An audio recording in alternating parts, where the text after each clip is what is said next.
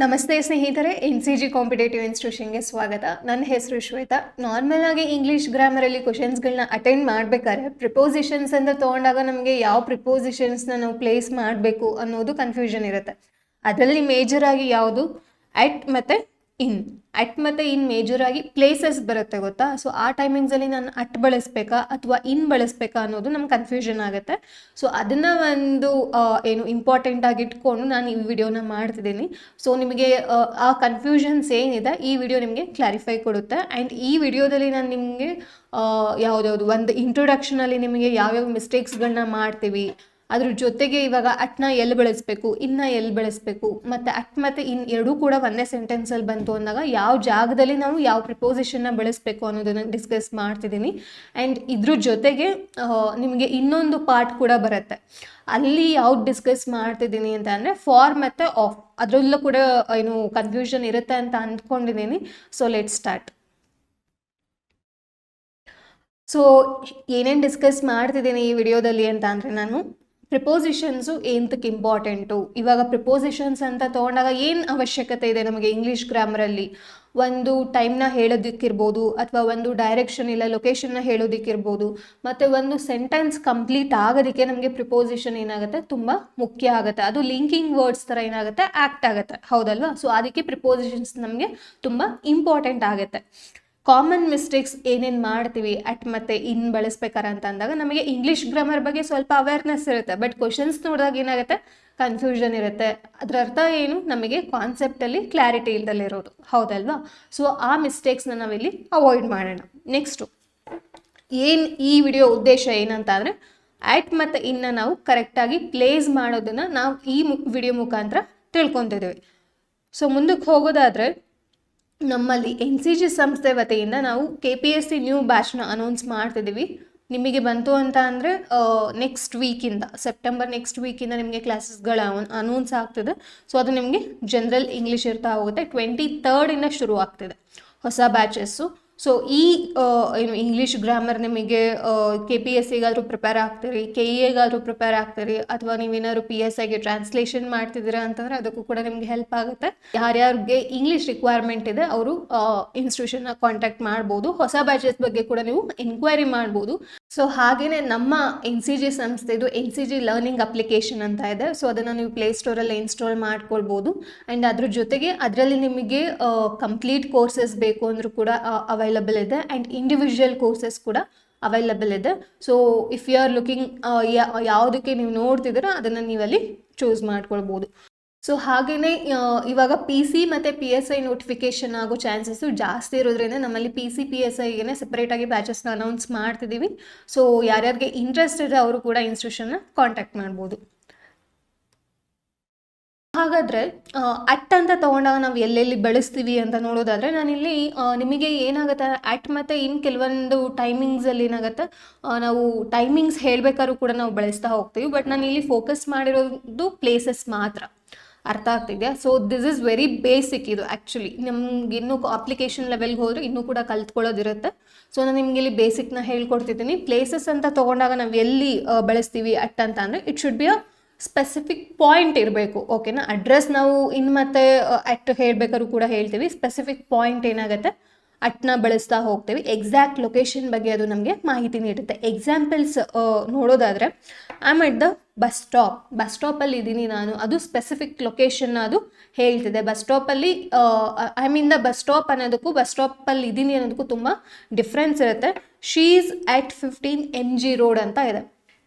ಏನು ಹೇಳ್ತದೆ ಇಲ್ಲಿ 15 ಅಂತ ಅನ್ನೋದು ಬಿಲ್ಡಿಂಗ್ ನಂಬರ್ ಹೇಳ್ತದೆ. ಅದರ ಅರ್ಥ ಏನು, ಪರ್ಟಿಕ್ಯುಲರ್ ಆಗಿ ಎಕ್ಸಾಕ್ಟ್ ಲೊಕೇಶನ್ ಅವಳು ಹೇಳ್ತಿದ್ದಾಳೆ, ಅರ್ಥ ಆಗ್ತಿದೆಯಾ. Next we met at the park gate ಅಂತ ಇದೆ. ಸೊ ಪಾರ್ಕ್ ಅನ್ನೋದು ಇಟ್ಸ್ ಒಂದು ಎನ್ಕ್ಲೋಸ್ಡ್ ಏರಿಯಾ ಅಂತ ಹೇಳ್ಬೋದಾ.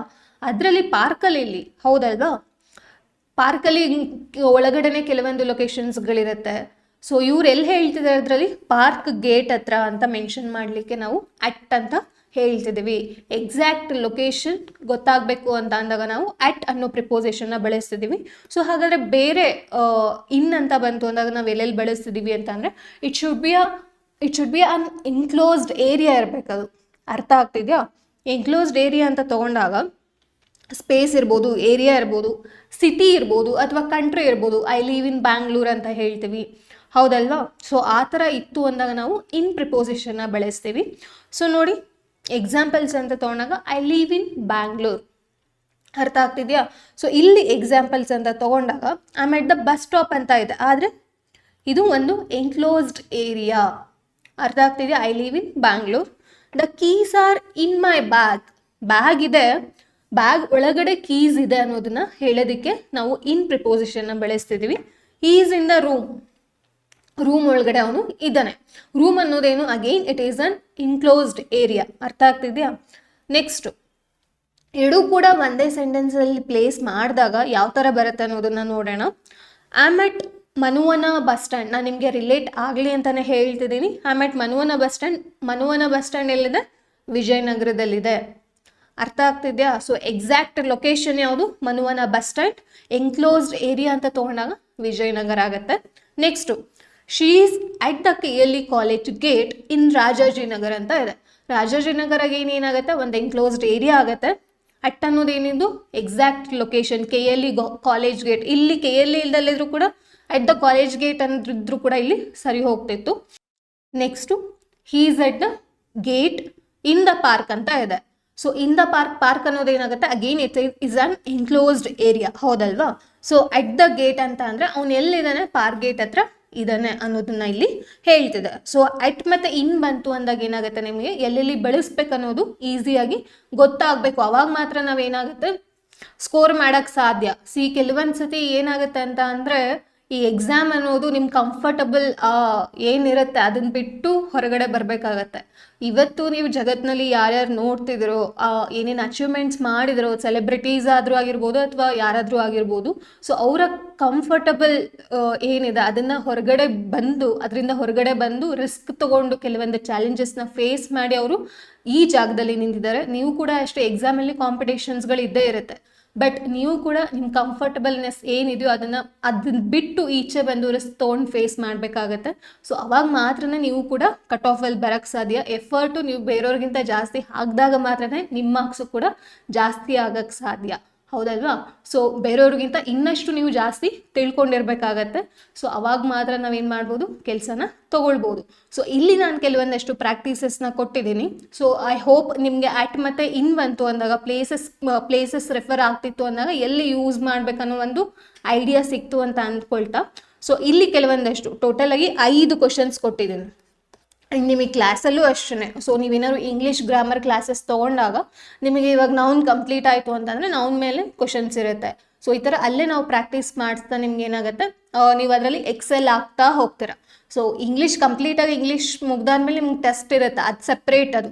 ಬಟ್ ನಿಮಗೆ ಆ ಟಾಪಿಕ್ ಮೇಲೆ ಕ್ವಶನ್ಸ್ಗಳು ಹೇಗೆ ರೈಸ್ ಆಗುತ್ತೆ ಅನ್ನೋ ಒಂದು ಕಲ್ಪನೆ ಇರಬೇಕಲ್ವಾ? ಸೊ ಅವಾಗ ಮಾತ್ರ ಏನಾಗುತ್ತೆ, ನಮಗೆ ಕರೆಕ್ಟಾಗಿ ಅದು ಅರ್ಥ ಆಗ್ತಾ ಹೋಗುತ್ತೆ. ನಾವು ಹೇಗೆ ಅರ್ಥ ಮಾಡ್ಕೋಬೇಕು ಅನ್ನೋದು ಗೊತ್ತಾಗುತ್ತೆ ನಮಗೆ ಪ್ರೀವಿಯಸ್ ಇಯರ್ ಕ್ವಶನ್ ಪೇಪರಿಂದ. ಸೊ ಇಲ್ಲೂ ಕೂಡ ಅಷ್ಟೇ ಕೆಲವೊಂದಷ್ಟು ಕ್ವಶನ್ಸ್ಗಳನ್ನ ಹಾಕಿದ್ದೀನಿ.